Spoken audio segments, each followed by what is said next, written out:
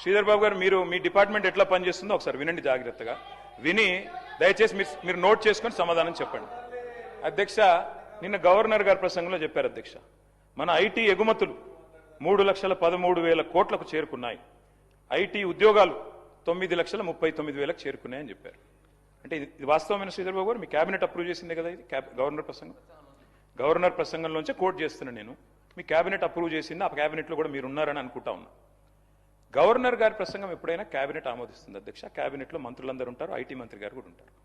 వారు ఇచ్చిన ఫిగర్ అధ్యక్ష ఇది 3,13,000 కోట్లు ఏది ఎక్స్పోర్ట్స్ అని, 9,39,000 ఉద్యోగాలు. దీని అర్థం ఏంటంటే శ్రీధర్ బాబు గారు 2023-24 ఇది కూడా మీ రిపోర్టే, నాది కాదు, మీ పేపర్ స్టేట్మెంట్ కూడా ఉంది, కావాలంటే చదివి వినిపిస్తా. ఇది మీదే శ్రీధర్ బాబు, ఐటీ మినిస్టర్. 2023-24లో ఈ రాష్ట్రంలో ఐటీ ఉద్యోగాల సంఖ్య 9,46,000. మరి నిన్న మీరు చెప్పిన లెక్క ప్రకారం 9,39,000.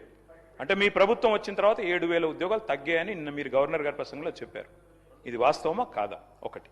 రెండవది విచిత్రమైన విషయం అధ్యక్ష, మరి కుడి చేయి ఏం చేస్తుందో ఎడం చేయికి తెలియదన్నట్టు శ్రీధర్ బాబు గారు బయట స్టేట్మెంట్ ఇచ్చారు అధ్యక్ష. ఇక I'm quoting times of India. Sridhar అన్న, మీరేం చెప్పారు?